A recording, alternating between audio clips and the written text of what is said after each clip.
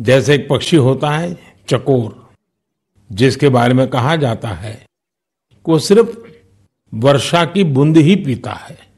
मन की बात में हमने देखा कि लोग भी चकोर पक्षी की तरह देश की उपलब्धियों को, लोगों की सामूहिक उपलब्धियों को कितने गर्व से सुनते हैं। मन की बात की 10 वर्ष की यात्रा ने एक ऐसी माला तैयार की है जिसमें हर एपिसोड के साथ नई गाथाएं, नए कीर्तिमान, नए व्यक्तित्व जुड़ जाते हैं। हमारे समाज में सामूहिकता की भावना के साथ जो भी काम हो रहा हो, उन्हें मन की बात के द्वारा सम्मान मिलता है। मेरा मन भी तभी गर्व से भर जाता है जब मैं मन की बात के लिए आई चिट्ठियों को पढ़ता हूं। हमारे देश में कितने प्रतिभावान लोग हैं, उनमें देश और समाज की सेवा करने का कितना जज्बा है। वो लोगों की निस्वार्थ भाव से सेवा करने में अपना पूरा जीवन समर्पित कर देते हैं। उनके बारे में जानकर मैं ऊर्जा से भर जाता हूं। मन की बात की ये पूरी प्रक्रिया मेरे लिए ऐसी है जैसे मंदिर जाकर के ईश्वर के दर्शन करना। मन की बात की हर बात को, हर घटना को, हर चिट्ठी को मैं याद करता हूं, ऐसा लगता है कि मैं जनता जनार्दन, जो मेरे लिए ईश्वर का रूप है, मैं उनका दर्शन कर रहा हूं। साथियों, मैं आज दूरदर्शन, प्रसार भारती और ऑल इंडिया रेडियो से जुड़े सभी लोगों की भी सराहना करूंगा। उनके अथक प्रयासों से मन की बात इस महत्वपूर्ण पड़ाव तक पहुंचा है। मैं विभिन्न टीवी चैनल्स को, रीजनल टीवी चैनल्स का भी आभारी हूं, जिन्होंने लगातार इसे दिखाया है। मन की बात के द्वारा हमने जिन मुद्दों को उठाया, उन्हें लेकर कई मीडिया हाउसेज ने मुहिम भी चलाई। मैं प्रिंट मीडिया को भी धन्यवाद देता हूं कि उन्होंने इसे घर घर तक पहुंचाया। मैं उन यूट्यूबर्स को भी धन्यवाद दूंगा जिन्होंने मन की बात पर अनेक कार्यक्रम किए।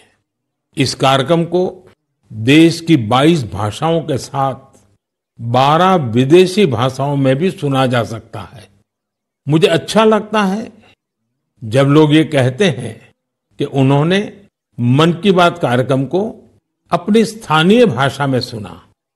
आप में से बहुत से लोगों को ये पता होगा कि मन की बात कार्यक्रम पर आधारित एक क्विज कंपटीशन भी चल रहा है, जिसमें कोई भी व्यक्ति हिस्सा ले सकता है। mygov.in पर जाकर आप इस कंपटीशन में हिस्सा ले सकते हैं और इनाम भी जीत सकते हैं। आज इस महत्वपूर्ण पड़ाव पर मैं एक बार फिर आप सबसे आशीर्वाद मांगता हूं।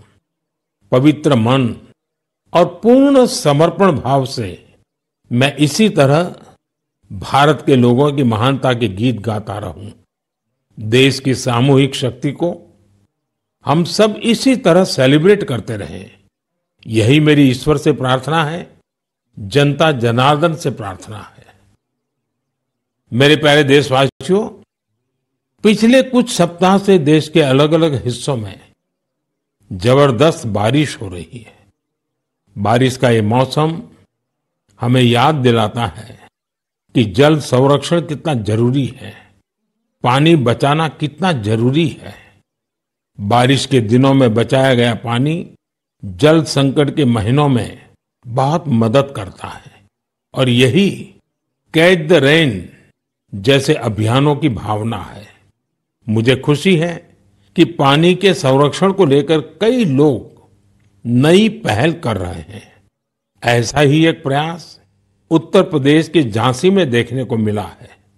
आप जानते ही हैं कि झांसी बुंदेलखंड में है, जिसकी पहचान पानी की किल्लत से जुड़ी हुई है। यहाँ झांसी में कुछ महिलाओं ने गुरारी नदी को नया जीवन दिया है। ये महिलाएं सेल्फ हेल्प ग्रुप से जुड़ी हैं और उन्होंने जल सहेली बनकर इस अभियान का नेतृत्व किया है। इन महिलाओं ने मृतप्राय हो चुकी घुरारी नदी को जिस तरह से बचाया है, उसकी किसी ने कल्पना भी नहीं की होगी। इन जल सहेलियों ने बोरियों में बालू भरकर चेकडैम तैयार किया, बारिश का पानी बर्बाद होने से रोका और नदी को पानी से लबालब कर दिया। इन महिलाओं ने सैकड़ों जलाशयों के निर्माण और उनके रिवाइवल में भी बढ़ चढ़कर हाथ बटाया है। इससे इस क्षेत्र के लोगों की पानी की समस्या तो दूर हुई ही है, उनके चेहरों पर खुशियां भी लौट आई हैं। साथियों, कहीं नारी शक्ति जल शक्ति को बढ़ाती है, तो कहीं जल शक्ति भी नारी शक्ति को मजबूत करती है। मुझे मध्य प्रदेश के दो बड़े ही प्रेरणादायी प्रयासों की जानकारी मिली है। यहाँ डिंडोरी के रायपुरा गांव में एक बड़े तालाब के निर्माण से भूजल स्तर काफी बढ़ गया है। इसका फायदा इस गांव की महिलाओं को मिला। यहाँ शारदा आजीविका स्वयं सहायता समूह, इससे जुड़ी महिलाओं को मछली पालन का नया व्यवसाय भी मिल गया।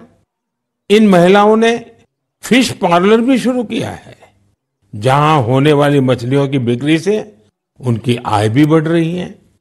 मध्य प्रदेश के छतरपुर में भी महिलाओं का प्रयास बहुत सराहनीय है। यहाँ के खौब गांव का बड़ा तालाब जब सूखने लगा, तो महिलाओं ने इसे पुनर्जीवित करने का बीड़ा उठाया। हरी बगिया स्वयं सहायता समूह की इन महिलाओं ने तालाब से बड़ी मात्रा में गाद निकाली। तालाब से जो गाद निकली, उसका उपयोग उन्होंने बंजर जमीन पर फूड फॉरेस्ट तैयार करने के लिए किया। इन महिलाओं की मेहनत से न सिर्फ तालाब में खूब पानी भर गया, बल्कि फसलों की उपज भी काफी बढ़ी है। देश के कोने कोने में हो रहे जल संरक्षण के ऐसे प्रयास पानी के संकट से निपटने में बहुत मददगार साबित होने वाले हैं। मुझे पूरा भरोसा है कि आप भी अपने आसपास हो रहे हैं ऐसे प्रयासों से जरूर जुड़ेंगे। मेरे प्यारे देशवासियों, उत्तराखंड के उत्तरकाशी में एक सीमावर्ती गांव है जाला। यहाँ के युवाओं ने अपने गांव को स्वच्छ रखने के लिए एक खास पहल शुरू की है। वे अपने गांव में धन्यवाद प्रकृति या कहें थैंक यू नेचर अभियान चला रहे हैं। इसके तहत गांव में रोजाना 2 घंटे सफाई की जाती है।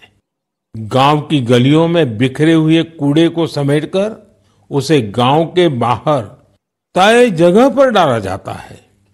इससे जाला गांव भी स्वच्छ हो रहा है और लोग जागरूक भी हो रहे हैं। आप सोचिए, अगर ऐसे ही हर गांव, हर गली, हर मोहल्ला अपने यहाँ ऐसा ही थैंक